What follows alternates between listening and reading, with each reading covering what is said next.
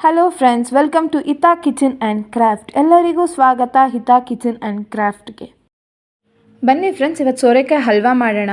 First ಅದಕ್ಕೆ ಏನೇನು ಬೇಕು ಅಂತ ನೋಡೋಣ. ಸೋರೆಕಾಯಿ, 1 ಕಪ್ ಹಾಲು, 1 ಕಪ್ ಸಕ್ಕರೆ, ಡ್ರೈ ಫ್ರೂಟ್ಸ್ ಮತ್ತು 2 ಟೇಬಲ್ ಸ್ಪೂನ್ ತುಪ್ಪ ಮತ್ತು ಏಲಕ್ಕಿ.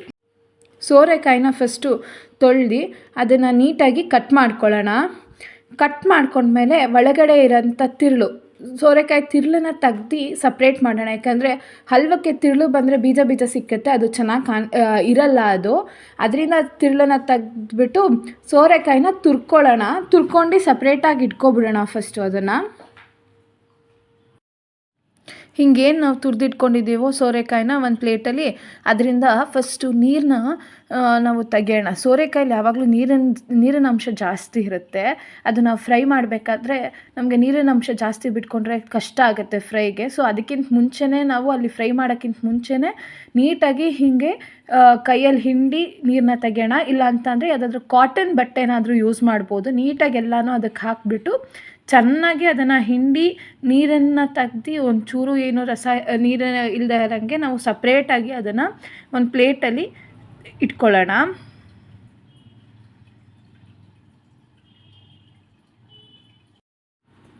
ಒಂದು ಬಾಣಲೆಗೆ 2 ಟೇಬಲ್ ಸ್ಪೂನಷ್ಟು ತುಪ್ಪ ಹಾಕ್ಕೊಳ್ಳೋಣ.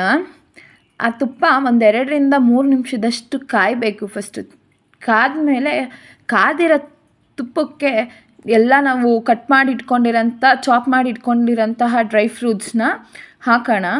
ಆ ಡ್ರೈ ಫ್ರೂಟ್ಸ್ನ 2ರಿಂದ 3 ನಿಮಿಷದಷ್ಟು ಫ್ರೈ ಮಾಡೋಣ. ಆವಾಗ ಅದ್ರದ್ದು ಫ್ಲೇವರ್ ಬೇರೆ ಥರನೇ ಸಿಕ್ಕುತ್ತೆ. ಶಾಲೋ ಫ್ರೈ ಆಯಿತು ಅಂತ ಅಂದಾಗ ಡ್ರೈ ಫ್ರೂಟ್ಸ್ ತಿಂದಾಗಲೂ ತುಪ್ಪದ ಫ್ಲೇವರ್ ಸಿಕ್ಕತ್ತೆ.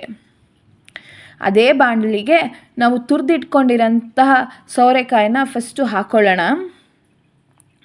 ಅದನ್ನು ಹಾಕ್ಕೊಂಡು ಚೆನ್ನಾಗಿ ಒಂದು 3ರಿಂದ 5 ನಿಮಿಷದವರೆಗೂ ಫಸ್ಟು ಅದನ್ನು ಫ್ರೈ ಮಾಡ್ಕೊಳ್ಳೇಬೇಕು. ಸೊ ಹಿಂಗೆ ಮಾಡ್ಕೊಂಡಾಗ ಅದರದ್ದು ಹಸಿ ವಾಸನೆ ಹೋಗುತ್ತೆ. ಹಸಿ ವಾಸನೆ ಹೋಗೋಕ್ಕೆ 5ರಿಂದ ಒಂದೊಂದು ಸತಿ 10 ನಿಮಿಷನೂ ತೊಗೊಳತ್ತೆ, ಒಂದೊಂದು ಸತಿ ಇಲ್ಲ 5 ನಿಮಿಷಕ್ಕೆ ಹೋಗುತ್ತೆ. ಹಾಗೆ ಮಧ್ಯದಲ್ಲೇ ನಾನು ತುಪ್ಪನ ಆ್ಯಡ್ ಮಾಡ್ಕೊಂಡಿದ್ದೀನಿ ಬೇಕು ಅಂತ ಅಂದ್ಬಿಟ್ಟು. ಹಾಗೆ ಬೇಕು ಅಂದವರು ಮಧ್ಯ ತುಪ್ಪನೂ ಆ್ಯಡ್ ಮಾಡ್ತಾ ಬರ್ಬೋದು. ಹಾಗೆ ಮಾಡಬೇಕು 5 ನಿಮಿಷ. ಅದಾದಮೇಲೆ ನಾವು ಫಸ್ಟ್ 1 ಕಪ್ ಏನು ಸಕ್ಕರೆ ತೊಗೊಂಡಿದ್ವೋ ಅದ್ರ ಜೊತೆಗೆ ಏಲಕ್ಕಿ ಹಾಕ್ಕೊಳ್ಳೋಣ.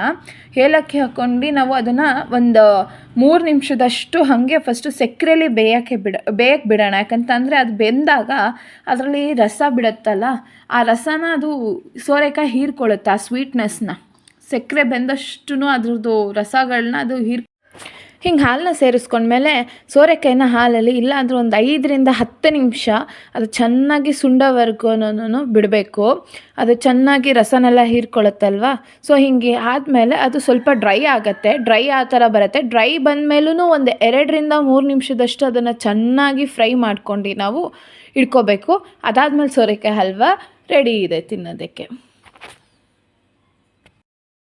ನಿಮಗೆಲ್ಲ ಈ ವಿಡಿಯೋ ಇಷ್ಟ ಆಗಿದೆ ಅನ್ಕೋತೀನಿ. ಪ್ಲೀಸ್ ಲೈಕ್ ಮಾಡಿ, ಶೇರ್ ಮಾಡಿ, ಸಬ್ಸ್ಕ್ರೈಬ್ ಮಾಡಿ to Hita kitchen and craft.